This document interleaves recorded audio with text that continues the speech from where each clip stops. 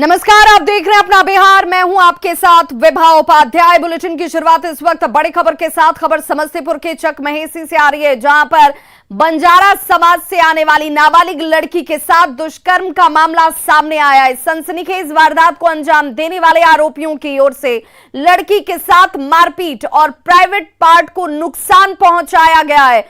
आरोपियों ने बेरहमी से इसके साथ मारपीट की। बेहोशी की हालत में लड़की को फेंककर ये लोग फरार हो गए और बेरहमी की सारी हदें पार कर दी गईं। बेहोशी की हालत में इसे बागीचे में फेंक दिया जाता है, जहां से परिजनों ने उसे उठाकर इलाज के लिए अस्पताल पहुंचाया, जिसके बाद अब इस नाबालिग लड़की को बेहतर इलाज के लिए हायर सेंटर रेफर किया गया है। फिलहाल पीड़ित का इलाज मुजफ्फरपुर के एक अस्पताल में इस वक्त हो रहा है और इस मामले में सामूहिक दुष्कर्म करने की बात परिजनों की ओर से कही जा रही है। घटना 11 नवंबर की बताई जा रही है। समस्तीपुर सदर डीएसपी ने कहा है कि दुष्कर्म की घटना हुई है और इस मामले में एक आरोपी है जिसे जल्द गिरफ्तार भी किया जाएगा। थाना क्षेत्र में एक लड़की के साथ काफी जघन्यता से अपराधियों के द्वारा मारपीट की। नहीं, वैसी बात नहीं है। उसके साथ बलात्कार का मामला प्रकाश में आया है, ठीक है, जिसकी हम लोग जांच कर रहे हैं। एक अभियुक्त है, वो फरार है, उसको पकड़ने की कोशिश की जा रही है। लड़की का बयान लेने का भी प्रयास किया जा रहा है। समस्तीपुर के चकमहेसी थाना इलाके में एक लड़की के साथ दुष्कर्म का मामला सामने आया है, जिसके बाद प्रशासनिक महकमे में हड़कंप मचा हुआ है।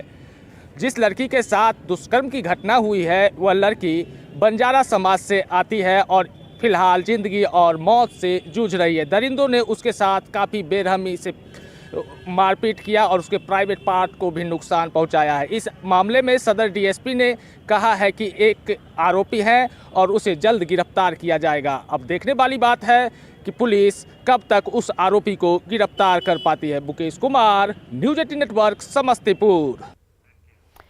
बड़ी खबर बेतिया से आ रही है, जहां पर गंडक नदी से 25 वर्षीय अज्ञात युवती के शव को बरामद किया गया है, जिससे इलाके में सनसनी फैल गई। शव सड़ी गली स्थिति में मिला है, जिससे उसकी पहचान कर पाना मुश्किल हो रहा है।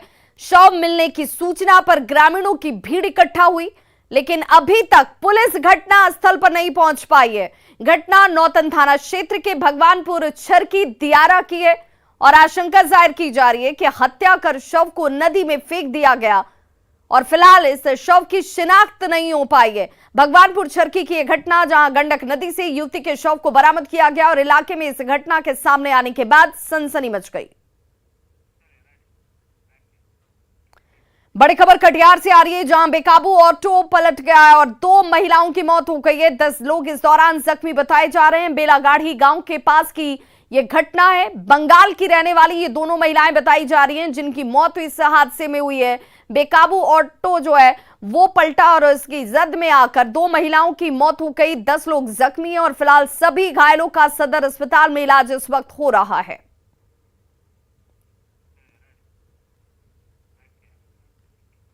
गोपालगंज में महावीरी अखाड़े में जमकर अश्लीलता परोसी जा रही है। धार्मिक आस्था के नाम पर खिलवाड़ यहां लगातार देखने को मिल रहा है।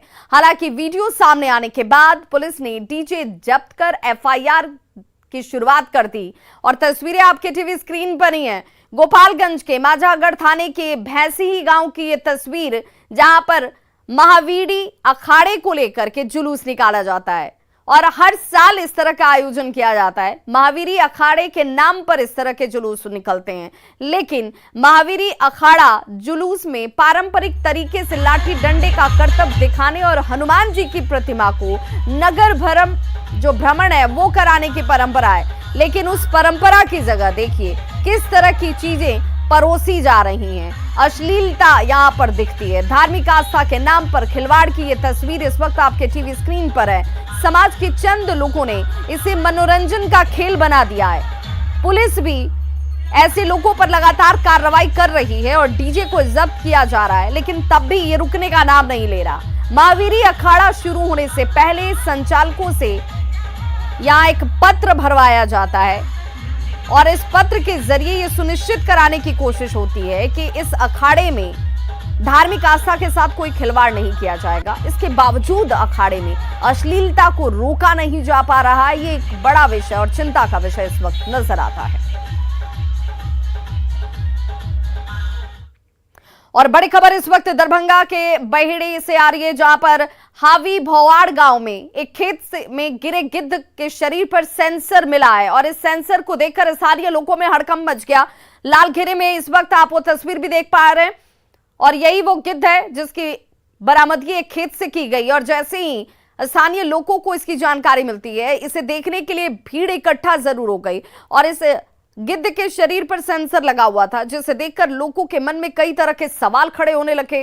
पुलिस को इसकी सूचना दी गई और मौके पर पहुंची पुलिस ने फिलहाल गिद्ध को अपने कब्जे में ले लिया और पूरे मामले की जांच की बात कही जा रही है। इस सेंसर को देखकर कई तरह की चर्चाएं जो हैं वो गांव में इन इलाके के लोगों के बीच शुरू हो गई हैं और आप इस सेंसर को भी देख पा रहे होंगे इस घेरे में, जहां पर गिद्ध के शरीर पर इस सेंसर को बांधा गया है। कोई इसे खुफिया विभाग से जोड़कर बता रहा है तो कोई दुश्मन की साजिश कह रहा है।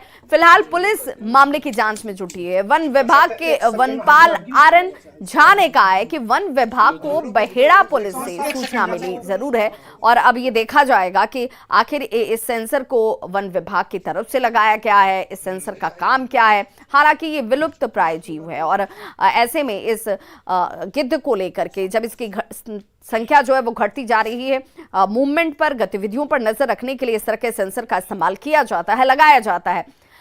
फिलहाल इस तस्वीर के सामने आने के बाद आप जिसे देख रहे हैं एक्सक्लूसिव आपके टीवी स्क्रीन पर, अब जांच की बात की जा रही है। ये पता लगाने की कोशिश की जा रही है कि सेंसर वन विभाग की तरफ से लगाया गया, इसका पर्पस क्या रहा, इसका मकसद क्या रहा।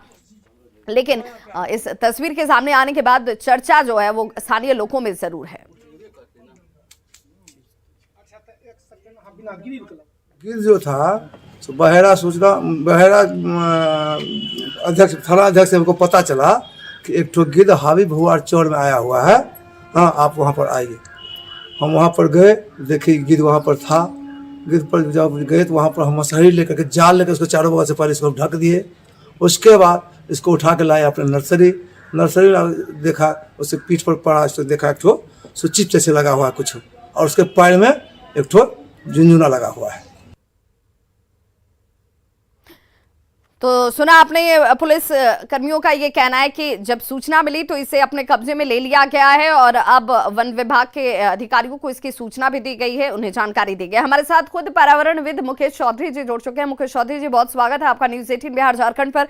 आपसे जानना चाहूंगी, चूंकि गिद्ध जो हैं वो अब विलुप्त प्राय होते जा रहे हैं, ऐसे में इस सेंसर को, जैसे इस तस्वीर में भी देखा जा रहा है कि गिद्ध के शरीर में लगा हुआ है, इसे आप कैसे देख रहे हैं? इसका मकसद क्या रहा होगा? जी, ये जो सेंसर जो लगा हुआ है एक्चुअली इसे जीपीएस टैग कहा जाता है। ठीक है, मॉनिटरिंग करने के लिए जो है कई सारे जो संस्था जो होते हैं वो इसे बर्ड्स में लगाते हैं, गिद्ध में।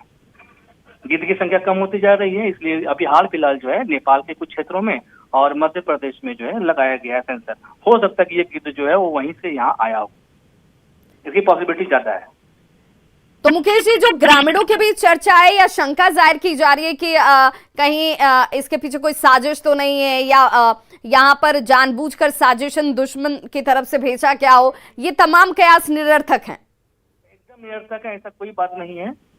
ठीक है, ये जीपीएस टैग ही है और ये जो है गिद्ध की संख्या कम होती जा रही है तो उसके रूट को पता करने के लिए जीपीएस टैग को लगाया गया है कि कौन कौन से रूट में कहाँ कहाँ जाते हैं।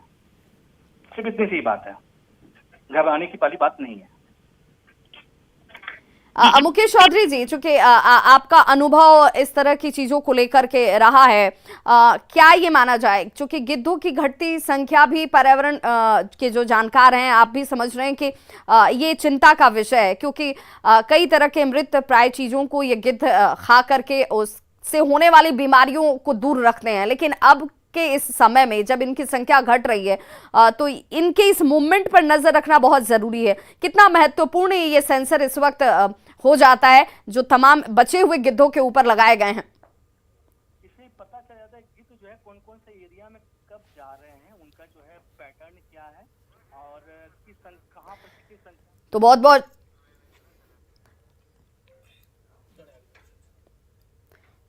तो मुकेश चौधरी जी की आवाज सही तरीके से नहीं पहुंच पा रही है। फिलहाल इस जानकारी के लिए बहुत बहुत शुक्रिया सर हमारे साथ जुड़ने के लिए। तो मुकेश चौधरी पर्यावरणविद, उनका सीधे तौर पर कहना था कि किसी तरह की कयास लगाने की जरूरत नहीं है, इसे लेकर कोई भ्रम या शंका या डर रखने की भी जरूरत नहीं है। गिद्धों के ऊपर ये सेंसर लगाए जाते हैं, आसपास के राज्यों से ये गिद्ध यहाँ तक पहुंच गए होंगे क्योंकि उनके मूवमेंट पर, उनकी गतिविधियों पर नजर रखने के लिए वन विभाग की तरफ से ये पहल की जाती है, ये कोशिश की जाती है क्योंकि इनकी संख्या धीरे धीरे घट रही है, कम हो रही है। तो ये कहां तक जाते हैं, इनके मूवमेंट पर, ये तमाम चीजों की मॉनिटरिंग के लिहाज से इसे लगाया जाता है।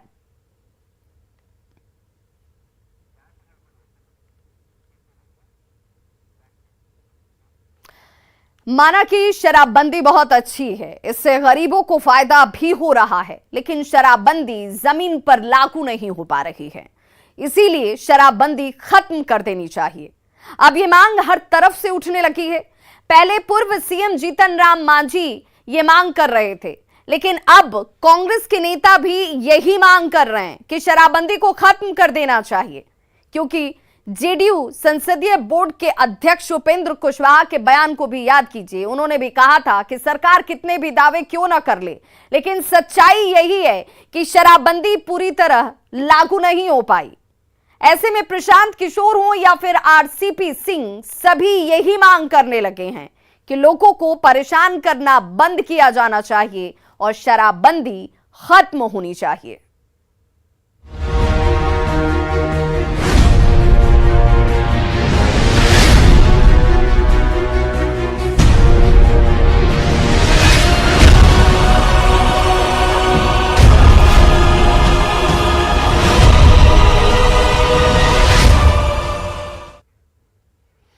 बिहार में शराबबंदी कानून को सख्ती से लागू कराने का दावा सरकार करती है, लेकिन सरकार के लिए मुसीबत तब पैदा हो जाती है जब अपने ही सहयोगी शराबबंदी पर सवाल खड़े करने लगें।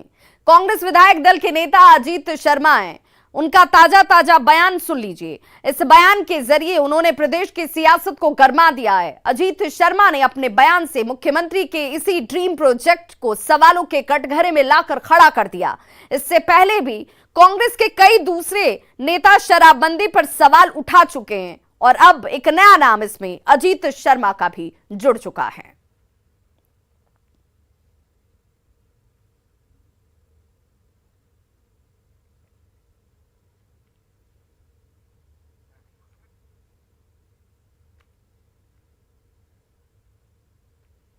इसलिए मांझी जी जो कह रहे हैं कि 100-200 ग्राम पीना वाले को छोड़ देना चाहिए, मेरा तो ये कहना, जब शराब आएगा, खेप आएगा, तो लोग को लालच होगा तो पिएगा।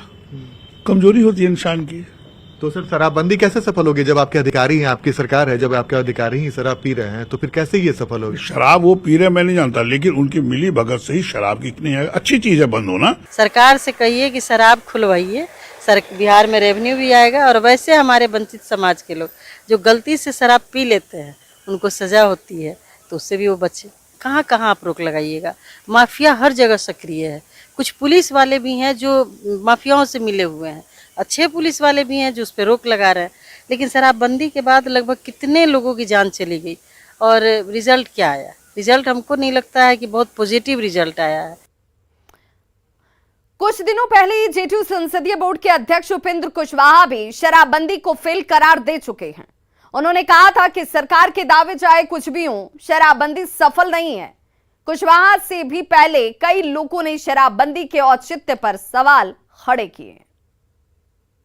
शराबबंदी सफल है, आपको नहीं दिखाई दे रहा है। शराबबंदी सफल जब तक जनता नहीं चाहेगी तो शराबबंदी सफल होगी। सरकार के सिर्फ करने से शराबबंदी कभी सफल हो सकता है? सीधे हम लोग कह देंगे एकदम सफल हो गए, सफल नहीं है। लेकिन इससे समाज को फायदा बहुत हुआ है। जितना सफल होगा उतना और फायदा होगा और समाज के लोगों को आगे आना चाहिए। कहा है कि शराब कोई जरूरी नहीं कि शराब है, कभी कभी वो दवा के रूप में भी काम करती है। जैसे मृत संजीवनी है और ये सब चीज़ है। कॉलरा में काम किया है, हम लोग दिया है और उसका कॉलरा दूर हुआ है। उस प्रकार से अगर गरीब तबके के लोग हैं, रात्रि में थकावट मिटाने के लिए अगर थोड़ा सेवन करते हैं और रात में सो जाते हैं, तो हम समझते हैं वो बुरा नहीं। शराबबंदी के नाम पर तो शराबबंदी लागू बा, घरे घर बेचाता ना, घरे घर होम डिलीवरी होता, लेकिन कहीं गरीब आदमी गलती से आधा पाव शराब के संगे पकड़ा जाओ तब ओकर खैर नहीं थे। पुलिसो मारता, पैसों लेता, जेलों में बंद करता बा न। आज बड़का आदमी बा वो शराब के धंधा करता, शराब बेच रहल बा, पुलिस अधिकारी भी ओकरा संगे मिल के ओकर वो पैसा कमाता, और गरीब आदमी मर रहल बा। कानून की अवहेलना हो रही है और कानून के आड़ में गरीबों को परेशान किया जा रहा है, तो किसी भी सरकार के लिए ये बड़ा प्रश्न है कि आप उस पर पुनर्विचार करिए। कितना हमारा वो सब बेचारा जो अपना रोजी रोटी चलाता है वो सब जेल के अंदर बंद है, और आप कहें बड़का भारी कल्याण हो रहा है। अरे जरा अपना जिद छोड़िए, बिहार में बहुत काम, कैसे युवाओं को रोजगार मिलेगा उस पर दिमाग लगाइए श्रीमान जी। इसी तारीख कैसे बंद हो और फलना कैसे बंद हो, इससे काम चलने को है। और आपके महागठबंधन के अंदर क्या इसको चालू करना चाहते हैं या शराबबंदी को बंद करना चाहते हैं? वैसे भी तो इस शराबबंदी से शराबबंदी तो हुआ नहीं है, लोगों का जरूर प्राण बंदी हो गया है, सैकड़ों लोग मारे गए, लाखों अपराधी पैदा हो गए।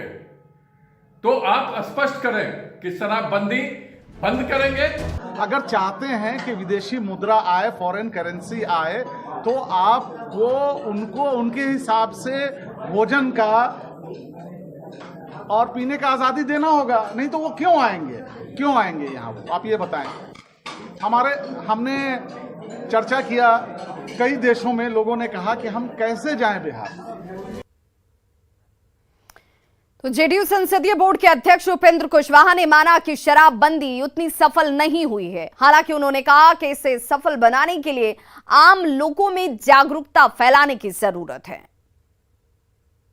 लोग भाषण देते हैं, सिर्फ सरकार की ओर उंगली उठाने से इतना बड़ा कार्यक्रम 100% सफल नहीं हो सकता, यह बात सच है। लेकिन सिर्फ सरकार के करने से थोड़े हो पाएगा।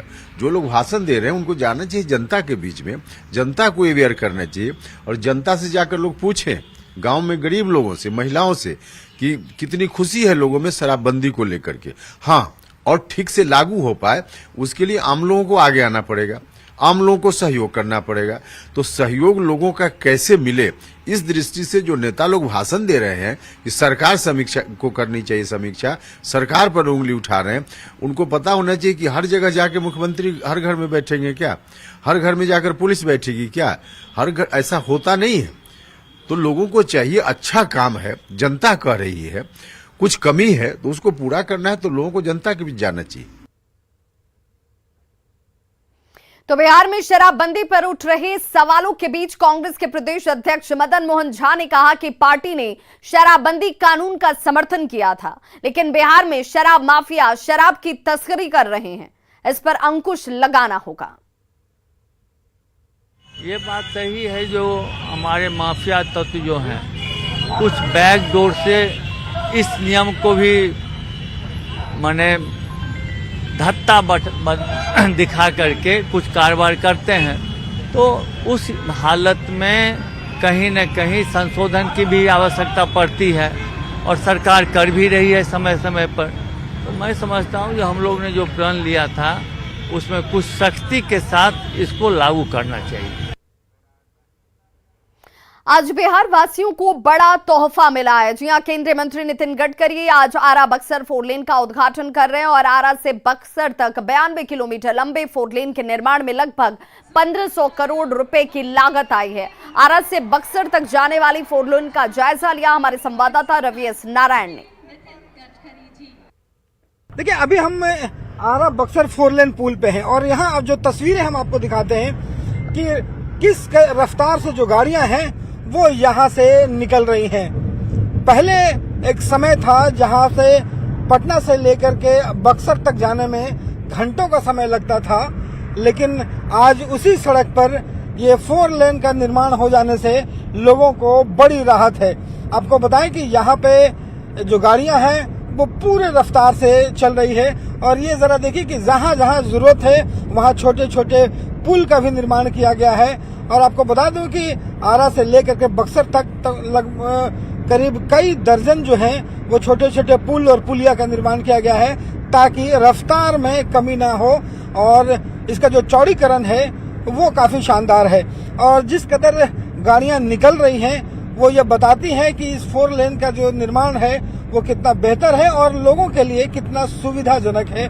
आपको बता दूं कि ये पटना से लेकर के बक्सर तक 4 लेन का निर्माण होना है। फिलहाल आरा से लेकर जो बक्सर है 92 किलोमीटर, उसका निर्माण जो है वो हो चुका, जिसका उद्घाटन गडकरी कर रहे हैं। यहाँ से आरा से लेकर के जो हुआ निर्माण है वो अपने आप में शानदार है।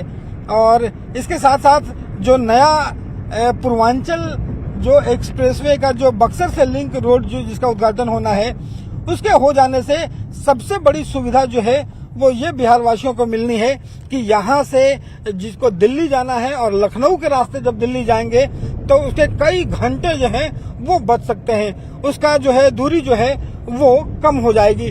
तो ये एक शानदार तोहफा जो है वो बिहार वासियों को आज मिल रहा है। बक्सर से रवि एस नारायण की रिपोर्ट। तो खबरों का सिलसिला लगातार जारी है। आप देखते रहिए न्यूज़ 18 बिहार झारखंड। यहां खबरों का सिलसिला कभी नहीं थमता।